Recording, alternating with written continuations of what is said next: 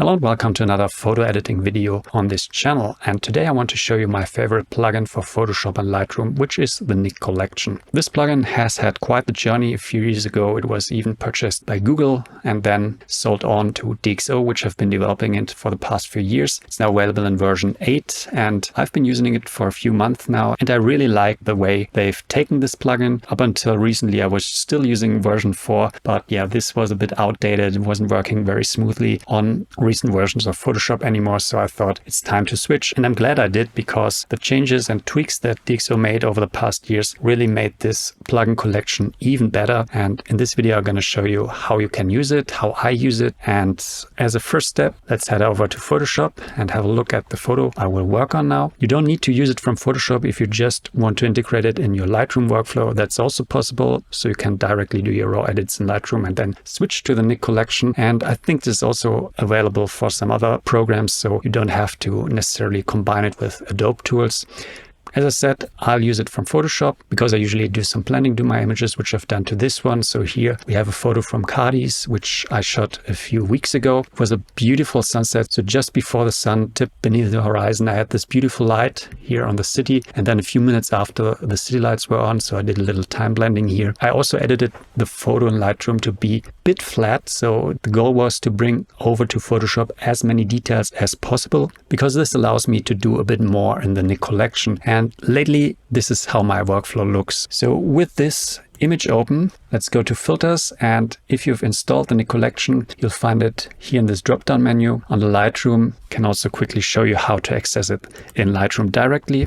When you are in the developer panel, you can just right click on the photo, then go to edit in. And here you'll also find the Nik tools. Now I want to open up color effects here, which is the most powerful of the plugins. I also use the output sharpener a lot when I prepare the images for print. And if you want a bit of a shortcut, you can use Vivisa to make your photos more vibrant. But since Vivisa is also available in color effects, as are many more filters, this is usually my go-to when I edit my photos. So let's head over. So one thing I want to point out right away is that the Nik Collection is pretty fast. So it's very responsive. So the last version I was using, version 4, it didn't work as smooth anymore with newer Photoshop, but the Nik Collection 8 is very fast. Also, when we look at the masking in a second, you'll see that it's nearly instant, the preview you get. Now, with this open here, you see here on the left side, I have activated this here, the favorites. This is something you can do. So I usually go to all Nik to first see all the filters you have available. There are also some predefined filters, architecture, color, contrast. But what I like to do, I built my own favorites. So I went through all of them, also played around with most of them. And then you can just add a star to the ones you want in your favorites. And then I just click here on the favorites. And now we only have the 20 or so filters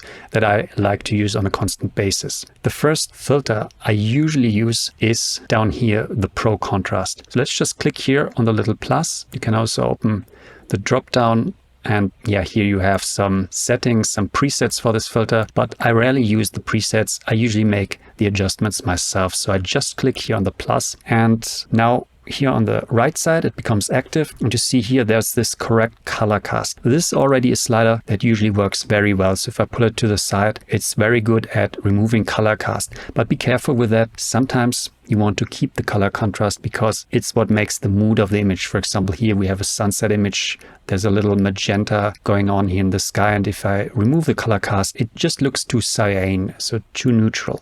So I just do it a little bit. Now here you have the correct contrast. So this here is very powerful. It can also do a bit too much. So usually I just use it a little bit to bring back some of the contrast, which I lost when I did the editing in Lightroom. Just remember, I bring over a very flat image because I rather like to use the Nik Collection to work on contrast, colors, and make other settings. The dynamic contrast is more of a medium contrast, so this adds a bit of micro contrast. So just look here at those rocks and also makes the image brighter. Now, I'm gonna leave it at global settings here. You can also protect the shadows a bit or open up the shadows a bit more, and same for the highlights. Then you have an opacity slider where you can tune down your settings. So this was just a global contrast setting, but the real power of the Nik Collection comes from its masks. In my opinion, the masks in this tool are the best you can get with any plugin. I'm a big fan of luminosity masks. I use some plugin panels to get them in Photoshop, but the Nik Collection has also their own luminosity masks, and the way they are built in, it's much more powerful than what you get in most other plugin panels. Let me show you with a filter, with another filter I'm using here. So let's go to the dark contrasts, which I think is going to work very well on this image because I want to make the sky much more dramatic, much more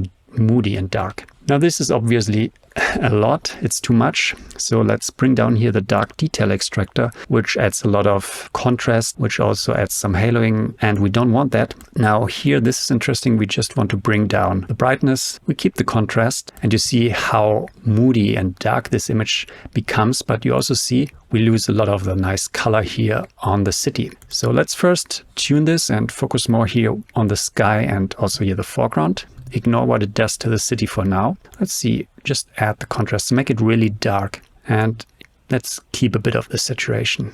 Something like that. And now what we're going to do is we'll restrict it at first just to the sky. So down here, this local adjustments, it's the masking panel. And you have different types of masks. The most powerful and easy to use one, in my opinion, is just here, the elliptical control point. So let's just click on it and draw one up here in the sky. And you see instantly now our edit is refined to this circle. So what does it mean? Is it just a simple circle? No, it is not. Because let's just here click on this black and white filter effect mask. Now you see a live mask, and you see here it's aware of the luminance of its surroundings. So for example, if I bring up this luminance slider, it will basically, if you think of luminosity masks in Photoshop, make the transition harder. Then you also have this chrominance slider. So you can also make it more aware of the colors. So which colors? Well, the colors here around this little center, which I pull around. So if you put it on different parts, different areas of the image, the awareness of luminance and chrominance will be basically pinned to this sample area. Typically, I don't bring it up so much, so let's just bring those down a bit. Here you also can change the diffusion. So this would be, if we just bring those down all the way, this would be a typical circular gradient, something you have in Lightroom. But here, those two sliders are really what make all the difference. And you also see how quickly they respond to my changes. Now our goal is to make a selection for the sky. So let's just pull this over, make this a bit more luminance aware and also chrominance aware. And you see how nicely this mask fits to the sky. And if I hold down Alt, I can just duplicate this one and move it to the other side. So I just brought up here 3 of those. And what we can also do, just put some down here. And now what you see is, okay, now this is bleeding into the city a bit, not so nice. So what I could now do is I could try to work a bit more here with the luminance slider and also the chrominance. Another thing I could do is just click again here on this local adjustment, hold down Alt, and you see there's a little minus appearing. And now I basically create a subtraction mask. So this here, you see the opacity is set to 0. This is the counterpoint to those above. And as I pull this around, I can subtract from the selection I had before. So it's basically an antagonist to the positive selections we have up here. And this way, you get a very quick selection for the sky with a bit of a natural fade. So you don't just have a hard edge. Those are the masks you can create in Photoshop with AI, so a sky mask. But typically they don't work that well. You usually have to clean them up. And here, this is all based on luminosity, chrominance, and on the way you place those little circles. And I think this is very powerful. So let's just put it here and here. So we can bring this one down a bit. So this way you can easily play around. Now let's go here and switch off this mask preview. And now, yeah, that's a nice setting, I'd say. And because of using luminosity masks, you also get a very natural transition here. So let's go to 50% and scroll around a bit. So you don't have this ugly fringing you sometimes get when you try to do hard edge masks for the sky. This here is a mix between luminosity masks, hard edge masks, the best of all worlds, and we can easily refine it.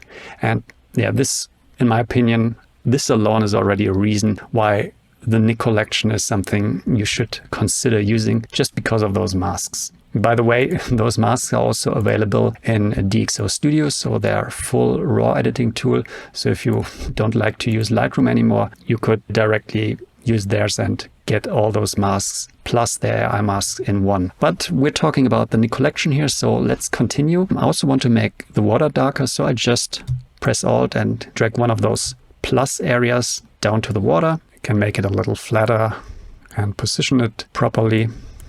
Something like this. Here the opacity, let's just make a transition, so go to 50%. This is also nice to have so much control over those masks here. It's so much easier and also faster than what you can do in Lightroom. So my machine is not very fast in Lightroom. As I add more and more of those masking layers, it gets awfully slow, but here this just stays fast enough. And yeah, we're gonna add a few more edits on top now.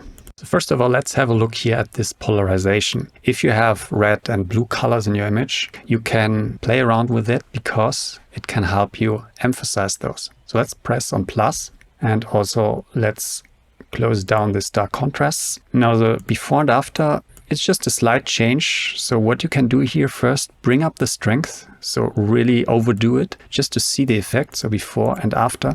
And now you can use rotate here to change the effect. So if I go to full rotation to 90 degrees, which would be maximum polarization, I think here the contrast gets a bit too much, so I'm gonna reduce the rotation a bit. And now I also bring down the strength. So I just want to increase the glow on the city a bit, so the reds and yellows and also the blue. So here's the before and the after.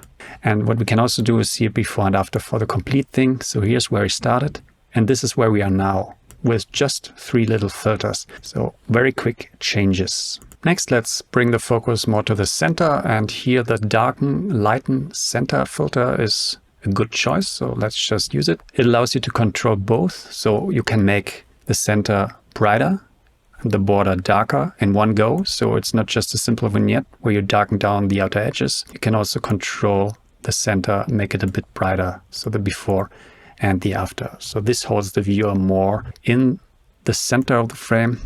And you can also change the center size. And here also place the center. So move it around a bit. Opacity slider, as usual, allows you to control the setting you just made. So just fine tune it. This usually helps. Sometimes you go a bit too far with your settings. And then here you can bring down the opacity just a touch. So see the before and after. So all slight changes so far. Now, if you just want to use curves with the power of the masks in this Nik Collection, you can also just go here to levels and curves, press the plus. So this is a tool like you would have it in Photoshop, but here with the added comfort of those masks. So let's just do a curves adjustment layer. So we go pretty drama here. Now let's get one of those, add elliptical control points, or maybe we can just refine it here using this one, add a luminosity mask. Now we click here on this white area, but we use the minus. Then we click here to show the mask. So this way, you see we're sparing out those very bright areas. This is a very quick way, just using a luminosity mask to subtract bright areas. What we can also do, let's get back. Again, hold down Alt and move it here down to the very dark tones. So you can see what we've done. So maybe move it a bit. And this is so nice. You have an instant feedback which areas you're protecting. So for example, the very dark tones. And here with opacity, I can make this less abrupt. Because that's also sometimes which happens when you use luminosity masks. For example, in Lightroom, the luminosity sliders, you can't get them to work. You'll always get ugly fringing and the transitions, they just don't work. Here you have much more control. So before and after. So we've protected the very bright tones, the very dark tones, but added quite a lot of contrast. And now let's again use the slider and see the before and after what we did. So this is the before. And now, wow, now this now starts to look very nice. Now let's do another one of my favorite filters, which is the brilliance and warmth. So we have light coming in here from the side. And yeah, we want to add a little bit more of a warm glow. So we bring up the warmth. And again, we'll go a bit too far here. Can also play around with the perceptual saturation, but I don't think this is so nice here. So let's just keep it. Now again, here, one of those circles, gonna move it over. Let's see what we're doing actually. So which areas we're affecting. So I want the warmth coming in from the side, just like this, make it a little wider. And now we can again play around with the chrominance and the luminance, deactivate the preview, see the before and after. Now you see here the sky is a little bit more reddish, maybe a bit too much, so I'm gonna bring this down. And now again I can play around with this perception.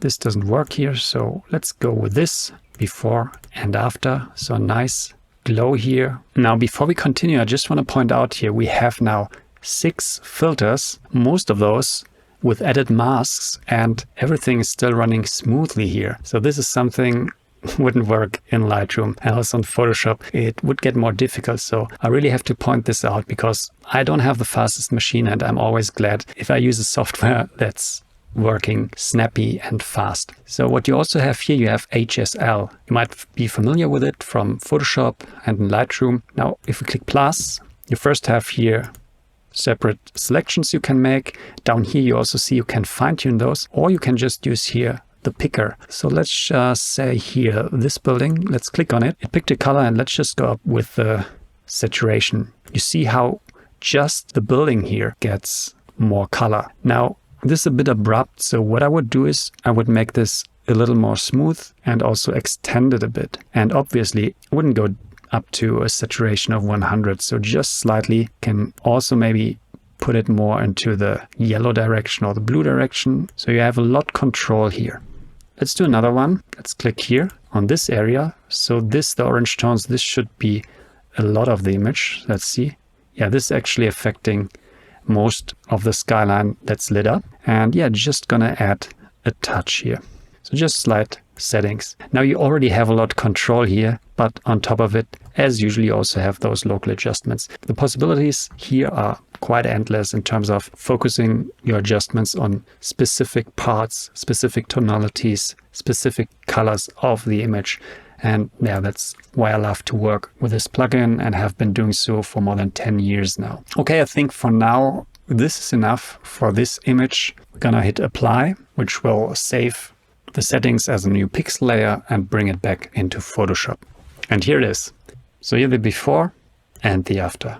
What a difference. And this concludes the little tutorial. You've seen a few of the tools. There are much more. And also you can just get a test version, play around with it, so you can first see if it fits your workflow. Also, I was able to get some discount codes. Those you'll find in the description below. I'll also update them, so in case you watch this video in a year or two, so make sure to check the description.